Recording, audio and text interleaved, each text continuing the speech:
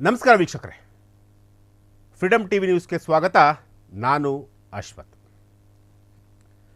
2026ಕ್ಕೆ ನಂದೇ ವರ್ಷ. ಯಾರೂ ಕೂಡ ಆ ವರ್ಷದಲ್ಲಿ ನನ್ನ ಮುಂದೆ ಬಾಲ ಬಿಚ್ಚೋದಕ್ಕೆ ಸಾಧ್ಯನೇ ಇಲ್ಲ. ಹೀಗಂತ ಹೇಳಿದ್ದು ಬೇರೆ ಯಾರೂ ಅಲ್ಲ, ಕನ್ನಡದ ಕನಸುಗಾರ crazy star V Ravichandran. Yes, ಇವತ್ತು ವಿ ರವಿಚಂದ್ರನ್ ಅವರ ಬಗ್ಗೆ ನಾನು ಹೇಳಲೇಬೇಕಾಗುತ್ತೆ. ತುಂಬ ದಿನಗಳಿಂದ ಕ್ರೇಜಿ ಸ್ಟಾರ್ ವಿ ರವಿಚಂದ್ರನ್ ಅವರ ಬಗ್ಗೆ ಒಂದು ಎಪಿಸೋಡನ್ನು ಮಾಡಬೇಕು ಅಂತೇಳಿ ಬಹಳ ಆಸೆ ಕೂಡ ಇತ್ತು. ವಿ ರವಿಚಂದ್ರನ್ ಸ್ಯಾಂಡಲ್ವುಡ್ನ ಕನಸುಗಾರ, ಕ್ರೇಜಿ ಸ್ಟಾರ್. ಅದು ಯಾವ ಸಂದರ್ಭದಲ್ಲಿ ಇವ್ರಿಗೆ ಕ್ರೇಜಿ ಸ್ಟಾರ್ ಅಂತೇಳಿ ಬಿರುದು ಬಂತ ಗೊತ್ತಿಲ್ಲ. ಇವತ್ತಿಗೂ ಕೂಡ ಆ ಕ್ರೇಜಿತನ ರವಿಚಂದ್ರನ್ ಅವರಲ್ಲಿದೆ. ವೀರಸ್ವಾಮಿಯವರ ಮಗ, ವೀರಸ್ವಾಮಿಯವರ ಮುದ್ದಿನ ಮಗ ವಿ ರವಿಚಂದ್ರನ್. ವೀರಸ್ವಾಮಿಯವರ ಬಗ್ಗೆ ಹೇಳಬೇಕು ಅಂತಂತಂದರೆ, ಕನ್ನಡ ಕಂಡಂತಹ ಒಬ್ಬ ಶ್ರೇಷ್ಠ ನಿರ್ಮಾಪಕರಲ್ಲಿ ಅವರು ಕೂಡ ಒಬ್ಬರು. ಡಾಕ್ಟರ್ ರಾಜ್ಕುಮಾರ್ ಸೇರಿದಂತೆ ಹಲವು ಹಿರಿಯ ನಟರ ಜೊತೆ ಕೆಲಸ ಮಾಡಿದಂತಹ ಅನುಭವ ವೀರಸ್ವಾಮಿಯವರಿಗಿದೆ. ವೀರಸ್ವಾಮಿಯವರು ಸಾಕಷ್ಟು ಕನಸುಗಳನ್ನು ಕೂಡ ಕಟ್ಕೊಂಡಂತಹ ಒಬ್ಬ ನಿರ್ಮಾಪಕ, ಅದರಲ್ಲೂ ಕೂಡ ಒಬ್ಬ ದಿಟ್ಟ ಧೀರ ನಿರ್ಮಾಪಕ ಅಂತಂದರೆ ಕೂಡ ತಪ್ಪಾಲಿಕ್ಕಿಲ್ಲ. ಅವತ್ತಿನ ಕಾಲದಲ್ಲೇ ವೀರಸ್ವಾಮಿಯವರು ಕೋಟಿ ಕೋಟಿ ಬಂಡವಾಳವನ್ನು ಹಾಕಿ ಸಿನಿಮಾ ಮಾಡ್ತಾಯಿದ್ರು. ಅಂಥವರ ಮಗನಾಗಿರುವಂತಹ ವಿ ರವಿಚಂದ್ರನ್ ಕೂಡ, ನೀವು ನಂಬಲ್ಲ, 1987ರಲ್ಲಿ ಪ್ರೇಮಲೋಕ ಸಿನಿಮಾ ಬಂತು. ಆ ಸಿನಿಮಾದಿಂದ ಇಲ್ಲಿವರೆಗೂ ಕೂಡ ಅವರನ್ನು ಬೀಟ್ ಮಾಡಲಿಕ್ಕೆ ಯಾರಿಂದಲೂ ಕೂಡ ಸಾಧ್ಯ ಆಗ್ತಿಲ್ಲ. ಪ್ರೇಮಲೋಕ ಸೇರಿದಂತೆ ಸುಮಾರು ಇಲ್ಲಿವರೆಗೂ ಕೂಡ 80ಕ್ಕೂ ಹೆಚ್ಚು ಸಿನಿಮಾಗಳನ್ನು ಮಾಡಿರುವಂತಹ ಒಬ್ಬ ಕಲಾವಿದ. ಇಂತಹ ಕಲಾವಿದನ ಬಗ್ಗೆ ಇಡೀ ಕರ್ನಾಟಕವೇ ಹೊಗಳ್ತಾ ಇರುವಂಥದ್ದು. ಏಕೆಂತಂದರೆ ರವಿಚಂದ್ರನ್ ಅವರ ಸಿನಿಮಾಗಳು ಅಂತಂತಂದರೆ ಒಂದು ಕಾಲದಲ್ಲಿ ನೀವು ನಂಬಲ್ಲ, ಒಂದೊಂದು ಜಿಲ್ಲೆಯಲ್ಲಿ 2-3 ಥಿಯೇಟ್ರಲ್ಲಿ ಸಿನಿಮಾಗಳು ರಿಲೀಸ್ ಆಗ್ತಾಯಿತ್ತು. 2-3 ಥಿಯೇಟ್ರ್ಗಳಲ್ಲಿ ಸಿನಿಮಾ ರಿಲೀಸ್ ಆಗಿದ್ದರೂ ಕೂಡ ಕಂಪ್ಲೀಟಾಗಿ ಒಂದು ವಾರ ಹೌಸ್ಫುಲ್ ಬೋರ್ಡ್ ಇತ್ತಿತ್ತು. ಆ ರೀತಿಯಾದಂತಹ ಒಬ್ಬ ನಟ ಅಂತಂತಂದರೆ ತಪ್ಪಾಲಿಕ್ಕಿಲ್ಲ. ಆದರೆ ಇತ್ತೀಚಿನ ದಿನಗಳಲ್ಲಿ ಅವರ ಸಿನಿಮಾಗಳು ಅಷ್ಟೊಂದು ಟೇಕ್ ಆಫ್ ಆಗ್ತಿಲ್ಲ. ಅಂದರೆ ಅವರು ಮಾಡಿಕೊಂಡಂತಹ ಒಂದಷ್ಟು ಎಡವಟ್ಟುಗಳು ಏನೋ ಗೊತ್ತಿಲ್ಲ. ಅವರು ಮಾಡಿದಂತಹ ಒಂದು ದೊಡ್ಡ ಮಿಸ್ಟೇಕ್ ಏನಪ್ಪ ಅಂತಂತಂದರೆ, ಹಂಸಲೇಖ ಅವರನ್ನು ಬಿಟ್ಟಿದ್ದು. ಹಂಸಲೇಖ ರವಿಚಂದ್ರನ್ ಅವರ ಕಾಂಬಿನೇಷನ್ ಅಂತಂತಂದರೆ ಇವತ್ತಿಗೂ ಕೂಡ ಪ್ರತಿಯೊಬ್ಬರೂ ಕೂಡ ಅವರ ಹಾಡುಗಳನ್ನು ಗುರುಗ್ತಾರೆ. ಯಾವುದಾದ್ರೂ ಅಂದರೆ ಎಲ್ಲಾದರೂ ಜರ್ನಿ ಮಾಡಬೇಕಾದ್ರೆ ಇವತ್ತಿಗೂ ಕೂಡ ಅವರಿಬ್ಬರ ಕಾಂಬಿನೇಷನಲ್ಲಿ ಇರುವಂತಹ ಹಾಡುಗಳನ್ನೇ ಕೇಳಿಕೊಂಡು ಇವತ್ತು ಕೂಡ ಜರ್ನಿ ಮಾಡ್ತಾರೆ.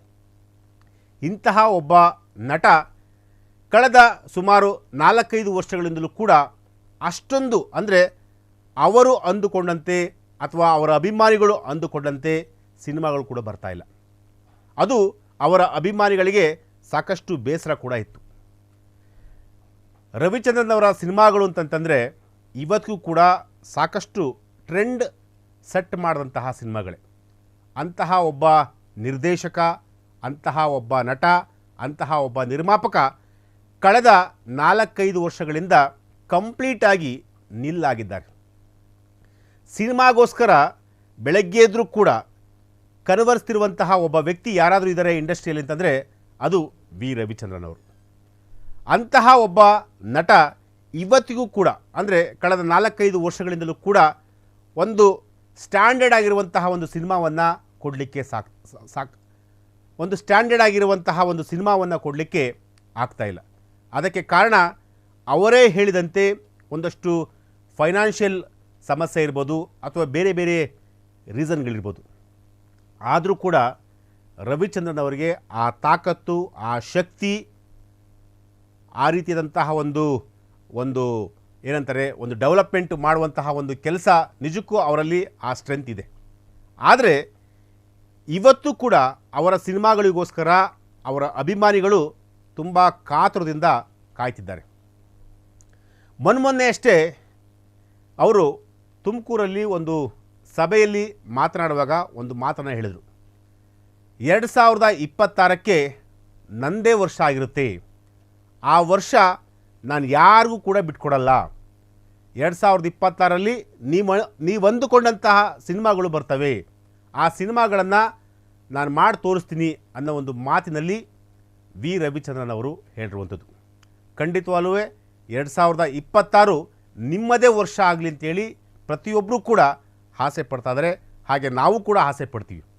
ಯಾಕೆಂತಂದರೆ ಇಂತಹ ಒಬ್ಬ ಕಲಾವಿದ, ಇಂತಹ ಒಬ್ಬ ನಟ, ಇಂತಹ ಒಬ್ಬ ನಿರ್ಮಾಪಕ ಕನ್ನಡ ಇಂಡಸ್ಟ್ರಿಯಲ್ಲಿದ್ದಾಗ ಮಾತ್ರ ಕನ್ನಡ ಇಂಡಸ್ಟ್ರಿ ಬೇರೆ ಲೆವೆಲ್ಗೆ ತೆಗೆದುಕೊಂಡು ಹೋಗುವಂತಹ ಒಂದು ಶಕ್ತಿ ಯಾರಿಗಾದರೂ ಇದೆ ಅಂತಂತಂದರೆ ಅದು ರವಿಚಂದ್ರನ್ ಅವರಿಗೆ ಮಾತ್ರ ಸಲ್ಲುತ್ತೆ.